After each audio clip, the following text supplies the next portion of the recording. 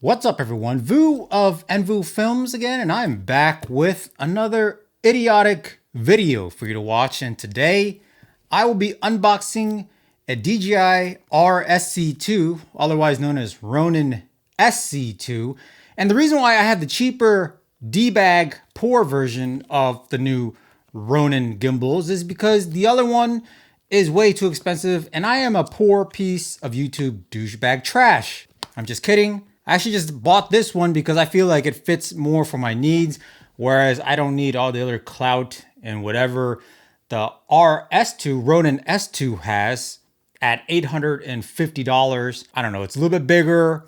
It could handle more weight and all that stuff. I'm not shooting with cinema cameras because I'm a little piece of D-bag that uses mirrorless trash cameras such as the Sony a7S3, which pretty much can do anything a cinema camera can do.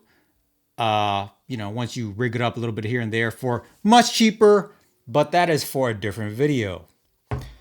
Moving right along, the reason why I bought the Ronin SC2 is because there's one feature that really intrigues me, and it's the fact that it folds, it is small, and it could handle a Sony a7S3 with a Sigma 24-70 f2.8 DG DN.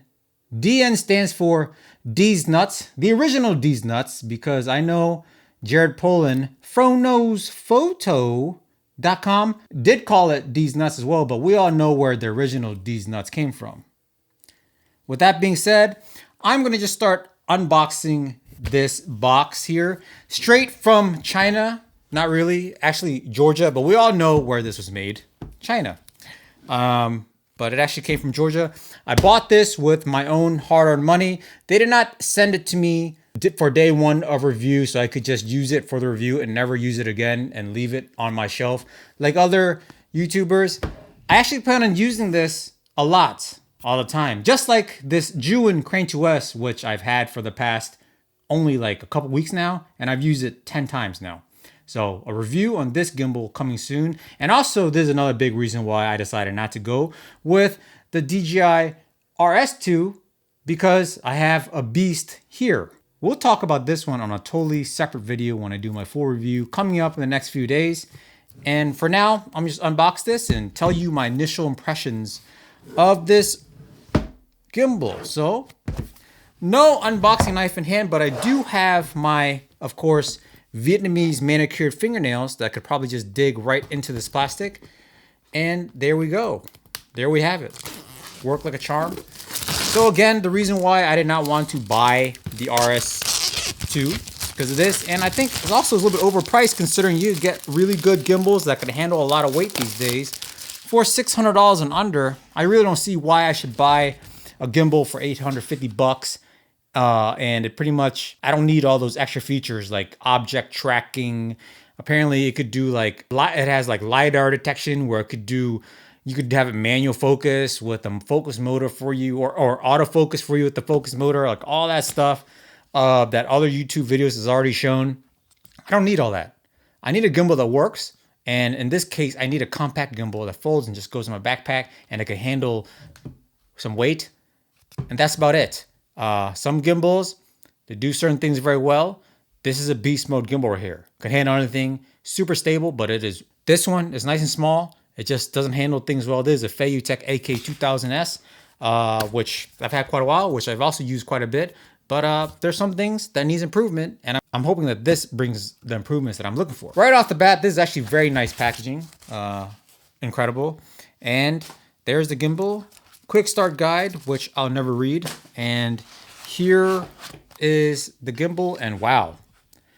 This is immediately, I'm liking how compact this is already. This will definitely fit into my backpack, which is a huge plus. I'm gonna go ahead and pull out something else. And I believe this is the quick release plate that goes on top of the other quick release plate. Let me see. No, the quick release plate is already here. I'm about to talk about this in a little bit. I'm just go ahead. I guess they give you two quick release plates. This is neat. This one's just a little bit taller, so I guess it's for maybe if you have a big ass lens that you need to mount on the gimbal. But let me go ahead and just go through here some USB-C cables. Pretty much cables for every camera you need. I'm assuming that is going to be for the focus. Here's a little tripod that goes onto it. And immediately I can tell you this, like this thing is very well built. If I were to hold it like this at an airport, I'll get tackled. I am going to go ahead and try to set this up, and I'm going to balance this real quick. Let me see if I have any battery on this bad boy. Looks like I do have to either one, I have to find out how to turn this thing on, or two, I will have to read the quick start, or the battery is just completely dead and I can't even try it out. We'll see. All right, so finally got it to work. Something I really hate a lot, it is the fact that I have to activate the device on my cell phone app before I can even use it. I have no idea why they do this. I understand, you know, you need to do certain things within your phone before you could use your gimbal, but you should be able to just turn it on and start using it without logging into an app. And the fact I have to do that is quite annoying.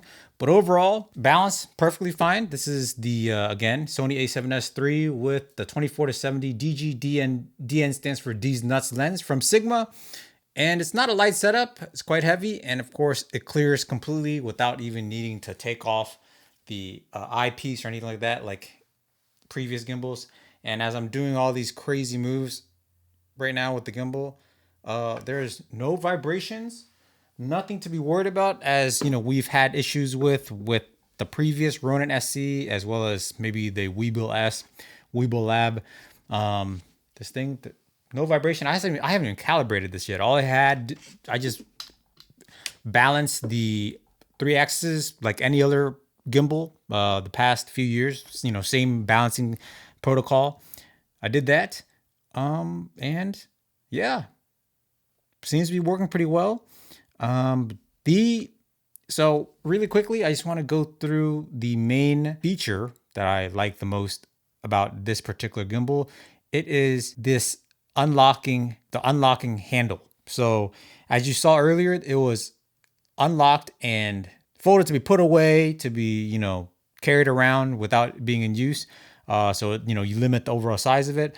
But I think even better is the fact that it is pretty much also an underslung handle, just as you see here on the Tech, as well as the Crane 2S.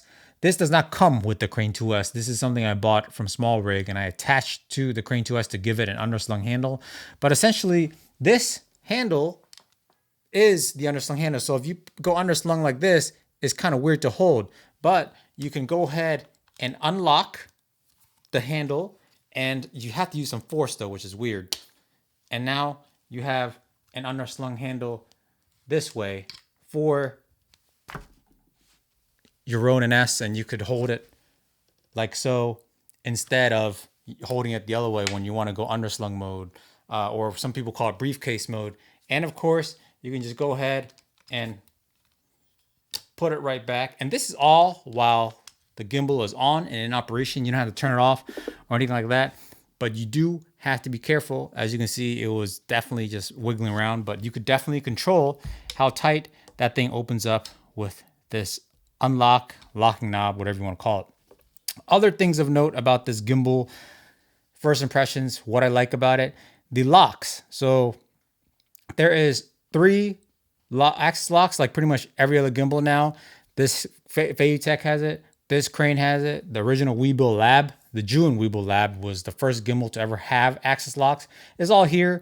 It's definitely stronger, more robust feeling than the previous Weebill Lab and the Ronin SC. So it's good that we have an improvement here. Probably similar to the Crane 2S locks. They're definitely, I don't know if they're metal or plastic, but it definitely feels stronger than before. Other thing of note is the plate is a dual quick release plate. So you have like this Arca Swiss style plate, as well as a Manfrotto style plate that you can slide on. And what's cool about it is the fact that you could just I'm gonna just go ahead and turn this off. You balance the gimbal and then unlock the top Arca plate like so, shoot handheld do whatever you have to do, and then put the camera right back into its place, lock it up, and you have a balanced gimbal. You don't have to worry about anything else. And this plate is Arca, so it should fit in most just random tripod heads, Arca tripod heads that are really popular, just like this. And that is a great feature. It is not the most original feature though, because the Feiyutech AK2000S already came with that locking mechanism, the same type of plate that you see there on the Ronin S. So it's not the most, the original company to come up with it. I just want to point that out. Feiyutech has had that for quite a while now, which is pretty much now rebranded as Manfrotto. So it's great to see that DJI took what was great from another brand and implemented it in their own gimbal and maybe improved it quite a bit, because it actually locks in place, whereas the Feiyutech, you can kind of move it around. Another huge thing, very small, that DJI did that I think is fantastic is the fact that the little screws for the plates have its own little, I don't know what you call it, but it has its own little handle here for you to screw it on by hand, versus the Juin, it does not come with any type of handle for your fingers. So you have to use an Allen key or some type of wrench or a coin just to get this little piece on and off your camera, which is a pain in the butt. So well done, DJI, for including such mechanism onto your screws, so we don't have to worry about using tools. It's always good to be toolless, but it's funny that you're able to think about this and you can't allow the user to just turn on and use the gimbal without having to activate it in the app. But that is neither here nor there. But anyway, overall, very impressed so far with the overall build quality of this gimbal. I will be doing more robust testing of this with my buddy Say Park tomorrow, actually. So we're going to do a bunch of tests with this. I'm going to do more image quality stability test with this gimbal, and we're also going to pit it against the most similar gimbal, which is the Juin Weebill S. So we're going to try to see which gimbal comes out ahead in terms of overall stability and what have you. But right now, just feeling it, seeing it, balancing it, and just being able to touch it, I would say that DJI has a very well-built machine, and it's well worth its $499 price point, which is also the reason why I got it versus getting the $849 Ronin SC. The $849 Ronin S2 is because I think it's overpriced, considering there are other machines here under $600 that could handle the same weight, and matter of fact, even handle more weight, considering it is a stronger overall. Not only is it a strong motor, but it has more room up top to balance even bigger cinema setups if you need it.